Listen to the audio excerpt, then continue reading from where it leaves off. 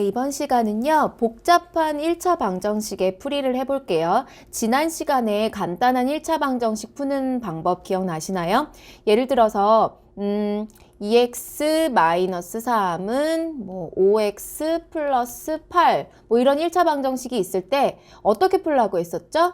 좌변에 x와 관련된 항을 모두 몰고 우변에 상수항을 모두 몰아라. 이 항을 바로 쓰면 2x 빼기 5x는 8 더하기 3이다. 따라서 마이너스 3x는 11이기 때문에 x는 마이너스 3분의 11 이런 식으로 1차 방정식 풀 수 있다고 얘기했었죠. 그런데 복잡한 1차 방정식은요. 다른 게 아니라 괄호가 포함되어 있거나 개수가 소수이거나 분수인 경우에 해당돼요. 그렇지만 어쨌든 원칙을 그대로 따라가면 크게 어렵지 않다는 걸 기억하면서 한번 차근차근 살펴보도록 할게요. 첫 번째로는요. 괄호가 있으면 먼저 괄호부터 풉니다. 괄호를 풀 때는 어떤 법칙 사용했었죠? 네, 분배 법칙 사용했었죠. 분배 법칙. 분배 법칙이란 건 뭐였죠? A 곱하기 B 더하기 C가 있을 때 A를 분배하여 AB 더하기 AC로 나타낼 수 있다는 것. 이것이 바로 분배 법칙이었죠. A를 분배한다. 2번이요. 개수가 소수이거나 분수이면 적당한 수를 양변에 곱하여 정수로 고쳐라. 선생님 저는 이렇게 안 해도 될 것 같은데요 라는 학생들은요 그냥 그대로 해도 돼요. 그런데 우리가 소수나 분수가 있으면 계산 실수하기 쉽기 때문에 정수로 고쳐 풀도록 합니다. 네, 3번 미지수 x를 포함하는 항은 모두 좌변으로 상수항은 모두 우변으로 이항한다. 여러분 문제를 푸는 가장 기본적인 원칙이었죠. 4번 동류항끼리 계산하고 양변을 간단하게 정리한다. 5번 AX는 B꼴로 만든다. 이때 A는 0이 아니겠죠. 네, 이 경우에 일반적으로 그래서 좌변에 X와 관련된 항을 몰아넣고 우변에 상수항을 다 몰아넣으면 결국에는 이런 꼴이 돼요. 여기도 지금 있죠. 마이너스 3x는 11 이러한 꼴로 만들면 x의 값을 구할 수 있게 된다. 이런 얘기입니다.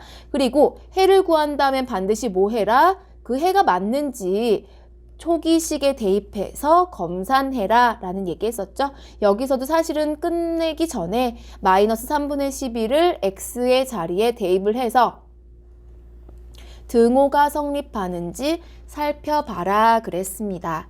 예제로 한번 알아볼까요? 네, 괄호를 포함한 1차 방정식이 있는데요. 풀어라, 근을 구해라, 해를 구해라 라고 했습니다. 그럼 첫 번째 식 일단 그대로 쓰고요. 괄호를 풀어볼게요. 괄호를 푼다는 얘기는 앞에 있는 2분의 3을 분배해줘라 이런 얘기죠. 그래서 2분의 3 곱하기 3은 2분의 9 2분의 3 곱하기 마이너스 2분의 1은 마이너스 4분의 3 x가 되겠죠. 그리고 나머지 그대로 써주시고요. 그런데 우리가 지금 약간 불편한 부분이 있는데 그것이 바로 지금 여기에 있는 숫자들이 다 뭐예요? 분수죠. 그럼 여기에 있는 숫자들의 분모만 살펴보세요. 분모가 2, 4, 4입니다. 그럼 얼마를 곱하면 최소 얼마를 곱하면 정수가 될까요? 네, 맞아요. 2, 4, 4의 최소 공배수인 4를 곱해주면 됩니다. 이때 중요한 점은요. 각각의 모두 4를 곱해야 된다라는 사실이죠. 네, 모두 4를 곱해주면은요. 18-3x 플러스 8은 x-8이 됩니다. 근데 중요한 것은요.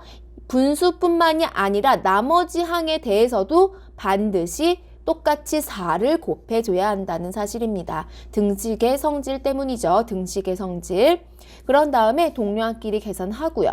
그리고 좌변에 x에 관련된 항 몰아넣고 우변에 상수항 관련 몰아넣으면 ax는 b꼴이 됩니다. 그런 다음에 0이 아닌 a로 양변 나눠주면 우리가 알고 싶은 해 2분의 17이 나오는 것을 볼 수 있습니다. 이렇게 복잡한 1차 방정식의 풀이를 할 수 있겠네요. 자, 그럼 정리를 해볼까요? 아까 선생님이 잠깐 했던 얘기인데 선생님 꼭 예제에서 알려주신 방법대로 풀어야 되나요?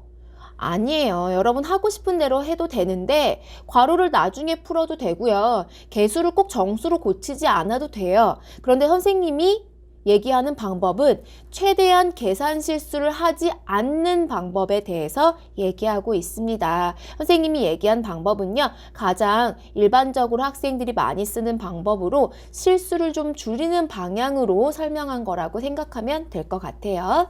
자, 그러면 그 다음 개념으로 넘어가 보도록 하죠. 자, 이 부분은요, 여러분 설명을 좀 잘 들어야 될 것 같아요. 보통 우리가 1차 방정식을 풀면요, 1차 방정식에서 x의 값, 즉 해를 구할 때요, 해가 보통 한 개 나왔었어요. 해가 보통 한 개 나왔었는데 때로는 해가 무수히 많을 수도 있고요, 때로는 해가 없을 수도 있어요. 선생님 이게 무슨 뜻인가요? 라고 물어본다면 예제를 한번 들어볼게요. 예를 한번 들어볼게요. 1차 방정식 3x 빼기 2는 3 곱하기 x 빼기 2 괄호 닫고 플러스 4라는 방정식이 있다. 한번 풀어봐라 라고 했습니다. 풀어볼게요. 일단 괄호 먼저 없애주면 3x 빼기 2는 좌변 그대로 오고요. 우변에 3 분배해서 3x 빼기 6 더하기 4로 나타낼 수 있습니다. 그런 다음에 우변을 다시 정리해 주니까 이게 어떻게 됐나요? 우변도 3x 빼기 2고 좌변도 3x 빼기 2고 우변도 3x 빼기 2가 되네요. 그러면 선생님이 하라고 했던 대로 x에 관련된 항을 좌변으로 몰고 상수항을 우변으로 몰아주면 어떻게 되죠? 3x 빼기 3x는 마이너스 2 더하기 2다. 그래서 3x에서 3x를 빼면 어떻게 되죠? 그렇죠. 0이 되죠. 그런데 우리가 이거를 분배 법칙처럼 생각해서 x를 뒤로 뽑아 볼게요. x를 뒤로 뽑고 나머지를 괄호로 묶어주면 이렇게 되거든요. 3 빼기 3 곱하기 x는 0이다. 즉 0 곱하기 x는 0이다. 이런 꼴이 돼요. 무슨 말이냐면 어떤 수든 0을 곱하면 그 결과가 0이 되죠. 즉 x에 어떤 수를 넣더라도 언제나 성립하게 됩니다. 이런 식을 무슨 식이라고 했었죠? 그렇죠. 항등식이라고 했거든요. 항등식. 항상 성립하는 등식. 이럴 때에는요, x값에 어떠한 값을 넣어도 등호가 성립되기 때문에 해가 무수히 많다라고 할 수 있습니다. 즉, 해는 모든 수이다 라고 말하는 것이 정답인 셈입니다. 그러니까 여기서 사실 0x는 0꼴로 바꾸지 않아도 이 단계에서 좌변과 우변이 똑같기 때문에 x에 어떤 값을 넣어도 등호가 성립하겠다라는 감이 오죠. 항등식에서는 x의 개수, 즉 x를 만족하는 해의 개수가 무수히 많고 해는 모든 수이다 라고 말할 수 있다는 거. 이것을요, 한자로는 부정이다 이렇게 얘기해요. 너무 많아서 정할 수가 없다 이런 뜻으로 여러분 다른 책에 보면 부정이다 라고 표현되어 있는 책들이 있을 거예요. 자, 이런 경우도 있고요. 때로는요, 해가 없을 수도 있어요. 다음 예제를 볼까요? 3x 빼기 2는 3 곱하기 x 빼기 2 더하기 3이다. 한번 풀어볼게요. 같은 방법으로 괄호부터 없애주죠. 좌변은 그대로 오고요. 우변에서 분배해주면 3x 빼기 6 더하기 3이다. 그런 다음에 우변 정리해주니까 우변이 3x 빼기 3이 되네요. 그리고 나서 좌변으로 x에 관련된 항 몰고 우변에 상수항 몰아주니까 어떻게 되나요? x 뒤로 뽑고요. 나머지 개수 앞에 정리해주면 3 빼기 3, 즉 0 곱하기 x는 뭐다? 마이너스 1이다 라고 정리가 됩니다. 즉 이렇게 정리할 수 있다는 얘기죠. 근데 여러분 한번 보세요. 어떠한 수든 아무리 큰 수든 아무리 작은 수든 0을 곱하면 그 결과가 반드시 뭐가 되나요? 그쵸, 0이 되죠. 그런데 여기서는 같다? 무엇과 같다? 마이너스 1과 같다. 절대로 같아질 수 없다는 사실을 우리는 알고 있습니다. 따라서 어떠한 x의 값을 대입하더라도 절대로 이 식은 성립할 수가 없는 식이 되는 거예요. x에 어떠한 값을 대입하더라도 등식이 성립할 수 없습니다. 따라서 이러한 경우에는 만족하는 x의 값이 없다, 즉 해가 없다라고 쓰는 것이 정답이 됩니다. 자, 정리가 좀 되시나요? 뒤에 가서 좀 더 간단하게 얘기를 해볼게요. 자, 조건으로 한번 정리를 해볼게요. 등식 AX는 B에서 해가 무수히 많으려면 이런 꼴을 만족해야 됩니다. 0x는 0 곱하기 x는 0이다.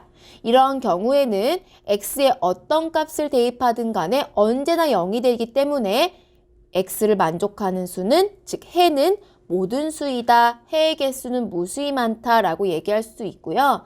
만약에 0x는 a가 되는데 a가 0이 아닌 경우는요. 아까 같은 경우는 0 곱하기 x가 마이너스 1이었죠. 이러한 경우는 x값에 어떠한 값을 대입하더라도 만족할 수가 없죠. 따라서 만족하는 해가 없다라는 것이 정답이 됩니다. 만약에 등식이 ax 더하기 b는 cx 더하기 d 꼴이라면 해가 무수히 많으려면 a는 c와 같고 b는 d와 같아지면 되고요. 해가 없으려면 a는 c와 같은데 b와 d가 서로 달라지면 이러한 경우가 나올 수 있겠죠? 네, 이걸 무조건 외우라고 하는 것은 아니고요. 네, 예제를 통해서 0x는 0꼴일 때 해가 무수히 많구나. 그리고 우변이 0이 아니라면 해가 없구나 정도로만 알아두면 될 것 같아요. 근데 많은 학생들이 해가 없는 경우에 뭐라고 쓰냐면요. 선생님 답이 없어요 이렇게 얘기하거든요. 근데 표현의 차이가 있지만 이건 좀 틀린 표현이에요. 선생님 답이 없어요 라는 표현은요. 나 못 풀겠다 이런 얘기고요. 해가 없다라는 게 답이에요. 해가 없는 경우에는요.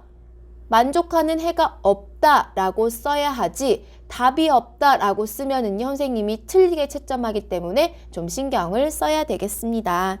자, 이렇게 해서 우리가 복잡한 1차 방정식의 풀이와 해가 많은 경우, 해가 없는 경우에 대해서 얘기를 해봤는데요. 문제 풀면서 좀 더 자세하게 알아보도록 할게요.